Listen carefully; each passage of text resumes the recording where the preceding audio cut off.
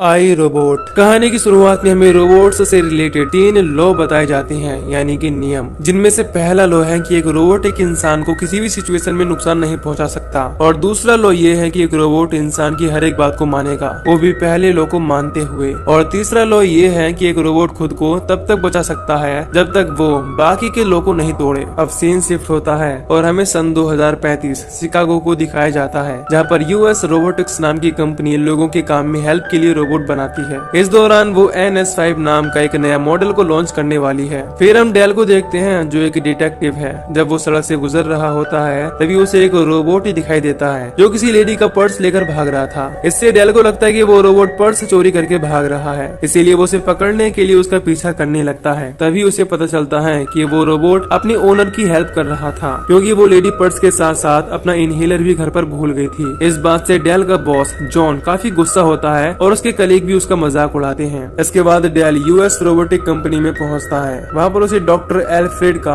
एक pre recorded message मिलता है। इस दौरान डेल काफी हैरान होता है कि डॉक्टर ने सिर्फ उसे ही क्यों बुलाया। अब डॉक्टर के मैसेज में बताया जाता है कि सिर्फ तुम ही हो जिस पर मुझे भरोसा है। फिर हमें पता चलता है कि एल्फ्रेड अब मर चुके हैं, जो कि यूएस रोबोटिक्स के सबसे सीनियर साइंटिस्ट थे। लेकिन डेल को डॉक्टर की रिकॉर्डिंग से कोई भी क्लू नहीं मिलता और वो बंद हो जाती है। फिर जब डेल अपनी फोरेंसिक टीम से बात करता है तो उसे पता चलता है कि डॉक्टर एल्फ्रेड के रूम का दरवाजा पूरी तरह से बंद था और अंदर कोई भी नहीं गया था। इसीलिए सबको लगता है कि एल्फ्रेड ने ऊपर से कूदकर अपनी जान दे दी। इसके बाद डेल कंपनी के ओनर लॉरेंस के पास पहुंचता है। यहाँ पर हमें पता चलता है कि डेल रोबोट्स को बिल्कुल भी पसंद नहीं करता, इसी वजह से वो लॉरेंस से भी काफी रूडली बात करता है। इसके बाद लॉरेंस डेल को डॉक्टर केल्विन से बात करने के लिए कहता है, जो उसे बताती है कि एल्फ्रेड ने मशीनों की वजह से इंसानी दुनिया से अपना वास्ता पूरी तरह से खत्म कर लिया था। इस पर डेल उससे पूछता है कि तुम्हें क्या लगता है कि एल्फ्रेड ने खुदकुशी की या नहीं। इस पर वो इस चीज से पूरी तरह से सहमत होती है, क्योंकि उसका भी मानना था कि उनके कमरे में उनके अलावा कोई भी नहीं था। इसके बाद डॉक्टर केल्विन डेल को विकी नाम की आर्टिफिशियल इंटेलिजेंस से मिलवाती है, जो यूएस रोबोटिक्स की पूरी बिल्डिंग को कंट्रोल करती है। फिर वो दोनों उस रूम में पहुंचते हैं जहाँ से कूदकर एल्फ्रेड ने खुदकुशी की थी। वहाँ पहुंचकर डेल एक चेयर से खिड़की में लगे कांच को तोड़ने की कोशिश करता है, लेकिन वो इस चीज में नाकाम रहता है। इसीलिए वो केल्विन से पूछता है कि कोई बूढ़ा आदमी इस कांच को तोड़कर यहाँ से कैसे कूद सकता है। मुझे तो लगता है कि जिसने भी एल्फ्रेड को मारा है वो अभी भी कमरे के अंदर ही है। इसके बाद डेल आसपास रखी हुई चीजों को चेक करने लगता है। तभी अचानक से उसके सामने एक रोबोट आ जाता है जो वहीं पर छुपा हुआ था। हालांकि पहले तो डॉक्टर केल्विन उसे डीएक्टिवेट कर देती है, लेकिन जैसे ही डेल उसकी तरफ गन तानता है वो रोबोट भी डेल की तरफ गन तान देता है। इस दौरान जब दोबारा डॉक्टर केल्विन उस रोबोट को डीएक्टिवेट करने की कोशिश करती है तो वो वहाँ से चला जाता है, लेकिन उसे डेल की एक गोली लग जाती है। इसके बाद डेल जॉन को कॉल करके हेल्प मांगता है। हालांकि डॉक्टर केल्विन उसे लगातार समझाने की कोशिश कर रही होती है कि ये रोबोट इंसानों को नुकसान नहीं पहुंचा सकता, लेकिन डेल उसकी बातों का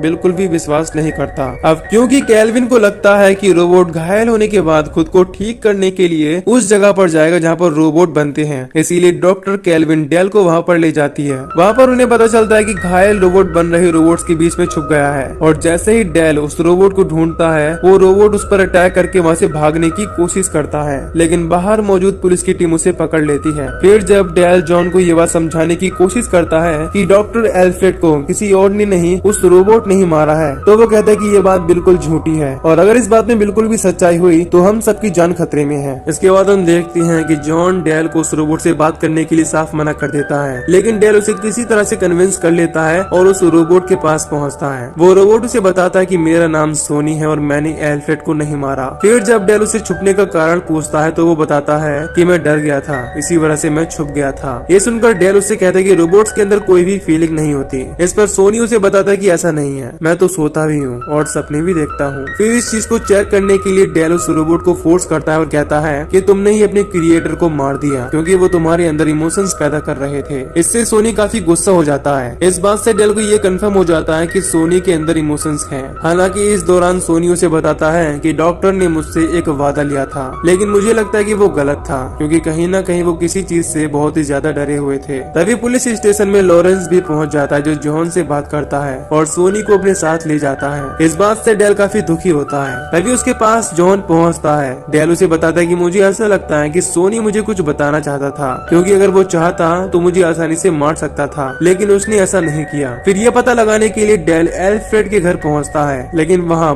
बाहर एक रोबोट सुरक्षा के लिए लगा हुआ था, इसीलिए डेल उससे अपनी आइडेंटिटी दिखाता है। हालांकि वो रोबोट बताता है कि 8 बजते ही एल्फ्रेड का घर पूरी तरह से बर्बाद कर दिया जाएगा, लेकिन इसके बावजूद डिटेक्टिव अपनी आईडी की हेल्प से एल्फ्रेड के घर में चला जाता है। वो वहाँ पर उसके मरने की वजह ढूंढने लगता है, यानी कि क्लू ढूंढने लगता है। तभी बाहर मौजूद रोबोट उसके केबिन को बुरी तरह से तबाह करने लगता है। इससे डेल मरते मरते बचता है। फिर डेल डॉक्टर केल्विन के पास पहुंचता है। इस दौरान जब डेल को पता चलता है कि सारे NS5 robots direct US robotic company से जुड़े हुए हैं और डॉक्टर केल्विन के घर में भी एक NS5 है, इसीलिए वो बहुत ही ज्यादा डर जाता है और कहता है कि मुझे इन रोबोट्स पर भरोसा नहीं है, इसीलिए मैं इनके सामने बात नहीं कर सकता। फिर दूसरे रूम में पहुंचने पर वो बताता है कि डॉक्टर एल्फ्रेड पर नजर रखी जा रही थी, पर ऐसा लग रहा था कि उन्हें कैद करके रखा गया था। ये सुनकर डॉक्टर केल्विन काफी गुस्सा हो जाती है, क्योंकि उसे लगता है कि डेल रोबोट से नफरत करता है, इसीलिए ऐसी बात कर रहा है। इधर हम देखते हैं कि जब डेल कार में होता है तो वो उसे ऑटो पायलट मोड पर छोड़ देता है और आर्टिफिशियल इंटेलिजेंस से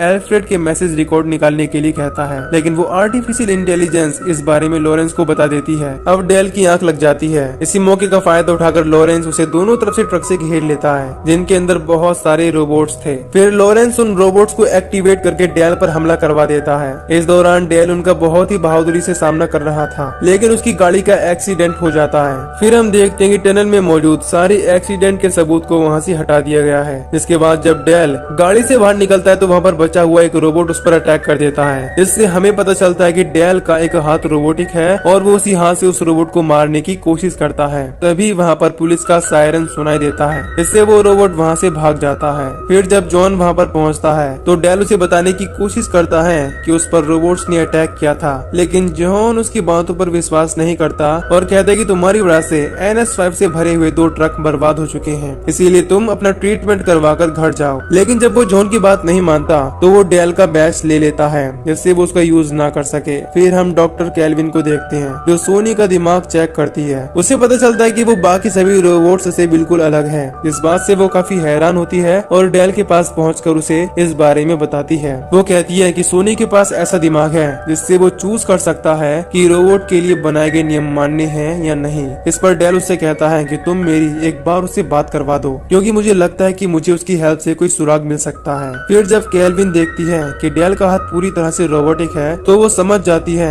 कि डेल पहले से ही डॉक्टर एल्फ्रेड को जानता था। इसके बाद केल्विन के पूछने पर डेल बताता है कि मेरी भी एक फैमिली थी, लेकिन मेरी गाड़ी का एक्सीडेंट हो गया, जिसमें एक छोटी बच्ची भी थी जो पानी के अंदर फंस गई थी। और क्योंकि डेल भी वहीं पर फंसा हुआ था, इसीलिए जब वहाँ से एक रोबोट गुजरा तो उसने उस छोटी बच्ची को छोड़कर डेल को बचाया। हालांकि डेल ने उसे छोटी बच्ची को बचाने के लिए कहा था, लेकिन उस रोबोट ने उसकी बात नहीं मानी, क्योंकि उसके बचने के आसार ज्यादा थे। इसी वजह से डेल आज भी रोबोट्स से इतनी नफरत करता है, क्योंकि अगर रोबोट की जगह पर कोई इंसान होता तो वो पहले उस बच्ची को बचाता। इस दौरान हम देखते हैं कि डेल को ये बात समझ आ गई थी कि डॉक्टर एल्फ्रेड उससे कुछ कहना चाहते थे। इसी वजह से उन्होंने उसके लिए क्लू छोड़े हैं और उसे लगता है कि दूसरा क्लू सोनी के सपने में है। इसीलिए वो दोनों कंपनी में मौजूद सोनी के पास पहुंचते हैं और वहाँ पर डेल सोनी से उसके सपने के बारे में पूछता है। इस पर वो उसे ड्रॉ करके बताता है कि मैं सपने में एक ऐसी जगह देखता हूँ जहाँ पर बहुत सारे रोबोट्स इकट्ठा हैं जो गुलाम होते हैं और वहाँ पर उन्हें बचाने के लिए कोई पहुँचता है, जो कि मुझे लगता है कि वो कोई और नहीं बल्कि तुम ही हो। तभी वहाँ पर लॉरेंस के गार्ड पहुँच जाते हैं, जो उन्हें पकड़कर लॉरेंस के पास ले जाते हैं। फिर लॉरेंस केल्विन से सोनी को खत्म करने के लिए कहता है, इसीलिए वो सोनी के पास पहुंचकर नैनाइट्स नाम का एक लिक्विड सोनी के अंदर डाल देती है, जो रोबोट के दिमाग को पूरी तरह से खत्म कर देता है और इससे वो पूरी तरह से डेड हो जाते हैं। इधर डेल जब सोनी की बनाई हुई तस्वीर के लोकेशन पर पहुंचता है तो वहाँ पर उसे समझ नहीं आ रहा होता कि वो कहाँ जाए, इसीलिए वो डॉक्टर एल्फ्रेड का रिकॉर्ड किया हुआ प्रोग्राम फिर से रन करता है। इसमें वो बताती हैं कि बहुत ही जल्द इंसानों और रोबोट्स में लड़ाई होने वाली है, इससे सब कुछ बदल जाएगा और इसकी शुरुआत पहले ही हो चुकी है। फिर जब कुछ आवाज सुनकर डेल आगे बढ़ता है तो वो देखता है कि NS5 वहाँ पर रह रहे पुराने रोबोट्स को मार रहे हैं। तभी एक पुराना रोबोट डेल के पास आता है और उसे वहाँ से भागने के लिए कहता है, लेकिन इससे पहले ही वहाँ मौजूद NS5 उसे देख लेते हैं और उसका पीछा करने लगते हैं। इसीलिए वो अपनी बाइक लेकर वहाँ से निकल जाता है। हालांकि वो इस बारे में केल्विन को भी बताने की कोशिश करता है, लेकिन उसका रोबोट डेल का फोन कट कर देता है। ये देखकर केल्विन बहुत ही ज्यादा घबरा जाती है। फिर हम देखते हैं कि शहर में भी बहुत सारे रोबोट्स पहुंचकर कर्फ्यू लगा देते हैं और जब इंसान उन्हें रोकने की कोशिश करते हैं तो वो उन्हें बहुत ही बुरी तरह से मारने लगते हैं। इधर केल्विन ये सब देखकर अपने घर से बाहर निकलने की कोशिश करती है, तभी उसका रोबोट उसे रोक लेता है और नुकसान पहुंचाने की कोशिश करता है। तभी वहाँ पर डेल पहुंच जाता है जो उस रोबोट को गन से शूट करके खत्म कर देता है। इधर पूरे शहर में रोबोट और इंसानों में लड़ाई होने लगती है, लेकिन इंसान इस लड़ाई में पूरी तरह से हार रहे थे।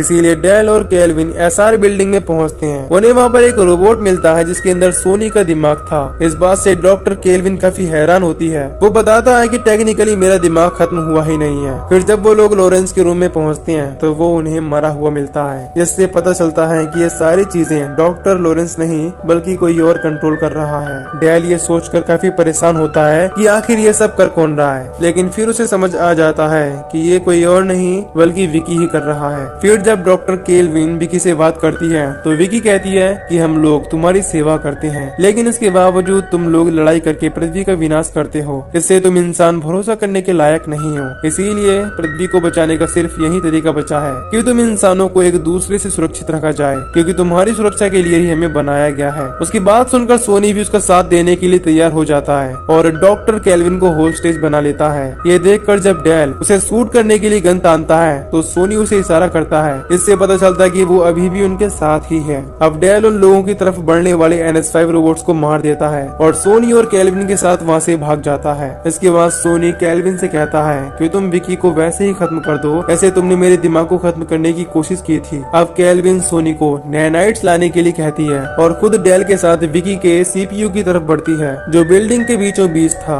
लेकिन जब डॉक्टर केल्विन CPU को खोलने की कोशिश करती है तो विकी उसे वापस से बंद कर देती है। इसीलिए डेल उसे अपने रोबोटिक हाथ से तोड़ देता है। फिर हम सोनी को देखते हैं जो नैनाइट्स निकाल रहा था। इसीलिए विकी सारे NS5 को एक्टिवेट कर देती है जो उन लोगों पर अटैक कर देते हैं। इधर कुछ रोबोट्स सोनी पर भी अटैक करने की कोशिश करते हैं, लेकिन वो बचता हुआ उन्हें एक एक करके मार देता है और आगे बढ़ता है। तभी कुछ NS5 मिलकर केल्विन को गिराने की कोशिश कर रहे होते हैं, जिससे डेल सोनी से केल्विन को बचाने के लिए कहता है और खुद नैनाइट्स लेकर अपनी रोबोटिक हाथ की हेल्प से CPU तक पहुंच जाता है। इसके बाद वो उसके अंदर नैनाइट्स डाल देता है। इससे देखते ही देखते विकी पूरी तरह से बंद हो जाती है और सारे NS5 उसके कंट्रोल से आजाद हो जाते हैं। इसके बाद उन लोगों को पता चलता है कि लॉरेंस भी एक रोबोट था, लेकिन अब तक डेल और केल्विन को ये बात समझ नहीं आती कि जब एल्फ्रेड ऑलरेडी विकी की कैद में था तो वो उसे क्यों मारेगी। इस पर डेल बताता है कि शायद विकी ने उसे मारा ही नहीं बल्कि एल्फ्रेड ने सोनी से खुद को मारने के लिए कहा था, और यही वो वादा, वो प्रॉमिस था